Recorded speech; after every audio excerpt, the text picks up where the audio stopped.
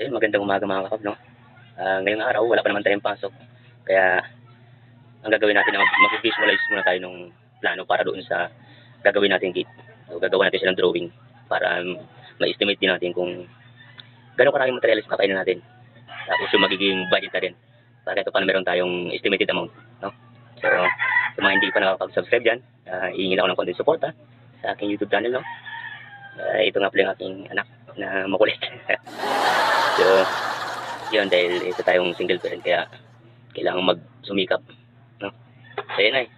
So, yun mga kabab, panoorin niyo po itong aking gagawing visual design para sa aking gate, no? Tapos niyo po yung video. Sigurado naman kung ito paano ay meron tayong makukuha ng idea sa aking gagawin to. So, tara, umpisa na natin.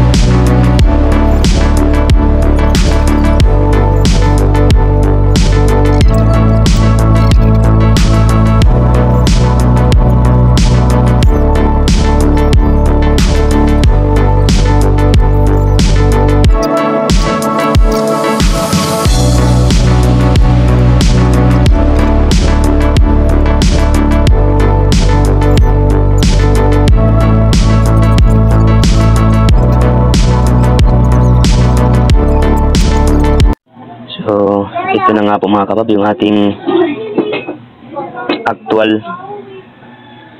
location. Ayan, ganyan po yung itsura ng ating paggagawan ng ating visualize na gate, no?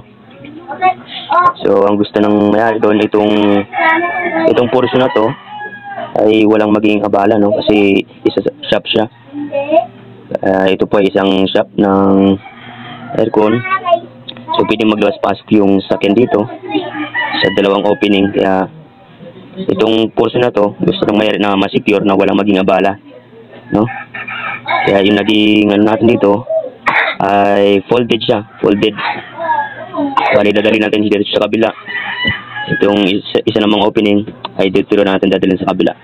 Kaya, yung part na to ay wala dapat maging abala. So, yun. Gagawin natin siyang foldable gate.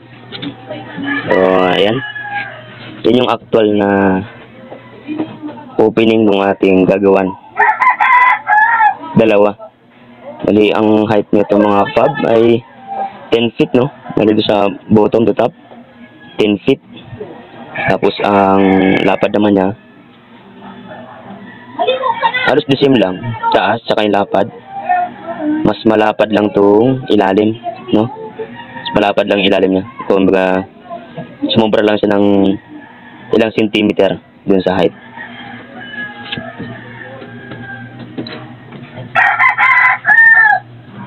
Okay mga kabab, ito na nga, nagawa na natin yung opening niya mismo, no? I-drawing na natin yung mismong opening ng ating visual na gate. Tayo na po mismo mag-design, si Qualified na mismo mag-design, no? Kaya natapos natin yung mismong opening niya. Ngayon, isusunod ko naman yung mismong itsura niya kapag naka-install yung mismong gate natin, no? Dali lang.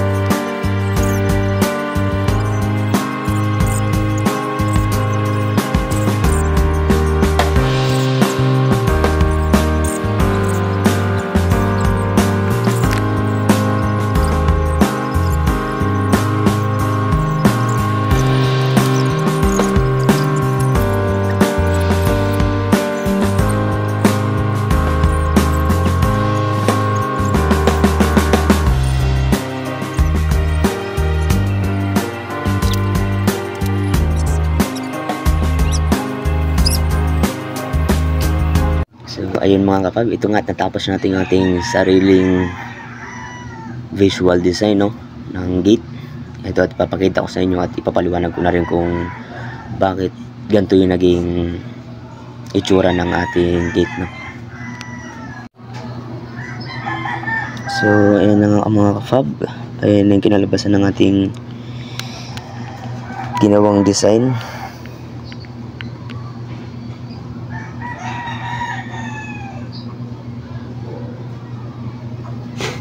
Bali ang nangyari, hinati natin sa 4 na panel bawat opening, kasi nasa 3 meters to yung opening natin, 3 meters mahigit. Ganoon din po yung height, nasa 3 meters din. Kaya ginawa natin para hindi masyadong bumigat yung ating mismong gate, kasi foldable siya, napo-fold punta dito sa gilid. So nag drop tayo ng 2 feet. Ayan, nag-drop tayo ng 2 feet na fix bago tayo nag-apply ng layout para dito sa ating gate, para medyo gumaan yung pagbukas niya, hindi ganun ka bigat, no. Ganun din yung ginawa natin sa kabila. Ayan, para pantay sila.